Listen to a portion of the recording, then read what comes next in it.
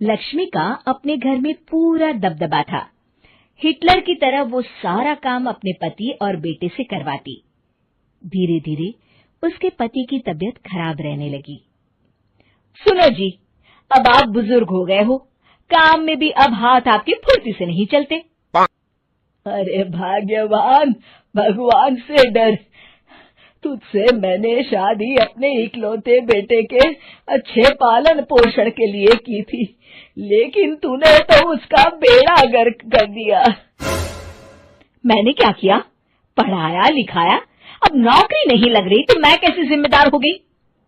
अब घर में बैठकर रोटी तोड़ रहा था तो मैंने कहा काम ही कर ले। एक तो भला करो और ऊपर से बातें सुनो।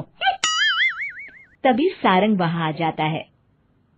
बहुत भूख लगी है माँ, कुछ खाने को दे दो। अब तुम्हारे पापा का हाथ तो चल नहीं रहा है। मैं ही जा रही हूँ आज किचन में, बनाती हूँ कुछ। हे भगवान, कैसे होगा इतना काम मुझसे?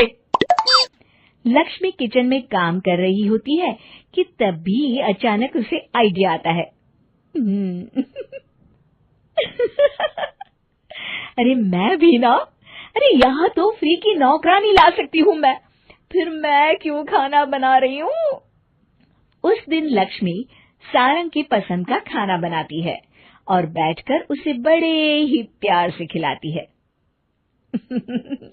खा ले बेटा, खा ले, पेट भर के खा ले। अरे रुक, मैं तेरे लिए ना गर्मा गर्म रोटियां लाती हूँ।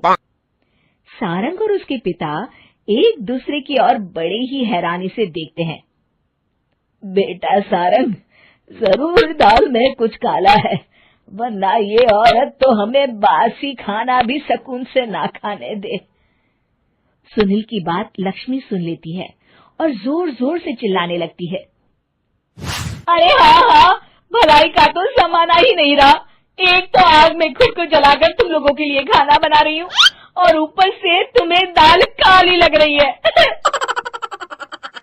अरे माँ, पिताजी का ये मतलब नहीं था, तुम बुरा मत मानो। अरे हाँ बेटा, तू कहता है तो मान लेती हूँ। लक्ष्मी सारंग के पास बड़े ही प्यार से बैठ जाती है और फिर कहती है, बेटा मैंने ना तेरी शादी करने की सोच ली है। अब तेरे पिताजी के हाथ भी नहीं चलते तो सोच रही हूँ तेरे लिए बीवी ले आऊं। अब पता नहीं ना मैं भी कब मर जाऊं। अब ऐसे भाग्य भी कहाँ है हमारे। क्या कहा? अरे हाँ, तुम तो चाहते ही हो कि मैं मर जाऊं, लेकिन मैं अपनी प्यारी बहू का चेहरा देखे बिना नहीं मरूंगी। हाँ माँ, शादी तो मैं कर लूं, लेकिन मैं नौकरी नहीं करता, फिर कोई क्यों देगा मुझे अपनी बेटी? अरे क्यों नहीं देगा बेटी? इतना बड़ा घर, खेल खलियान है, किस चीज की कमी है हमारे पास? जो आएगी राज करेगी, राज। हम तो ना कर पाए राज, ये बोलो कि एक और नौकर तुम्हारे पास आ जाएगा। मैं कहती हूँ चुप हो जाओ। अरे खुद के घर का खाना बनाएगी तो क्या नौकरानी हो जाएगी? अब तुमसे तो किचन का काम होता नहीं, तो कोई तो करेगा ना। ठीक है माँ, तुम जैसा सही समझो बस। अब मेरी एक शर्त है, लड़की जो भी हो वो दिखने में कैसी भी हो या कहीं की भी हो, बस पढ़ी लिखी होनी चाहिए।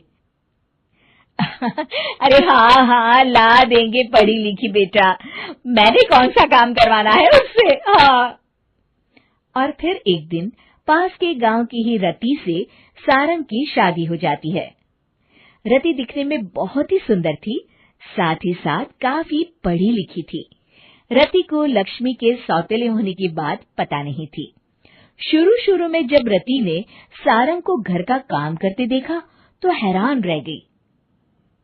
अरे ये तो अच्छी बात है कि आप घर का काम करते हैं, लेकिन मैं तो घर में ही हूं ना, आप क्यों कर रहे हैं जी? जाइए आप नौकरी के लिए अप्लाई कीजिए ना। तभी लक्ष्मी वहां आ जाती है।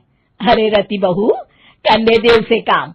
और हाँ, मेरे घर के कुछ नियम है, कायदे हैं, यहाँ बीच में ना ही बोलो तो तुम्हारे लिए अच्छा होगा। रति को लक्ष्मी की बात कुछ अजीब सी लगती है। वो समझ नहीं पाती है कि वो ऐसा व्यवहार क्यों कर रही है, लेकिन उसे लक्ष्मी के सौतेले होने के बारे में कुछ पता नहीं चलता है। फिर एक दिन तो हद ही हो जाती है।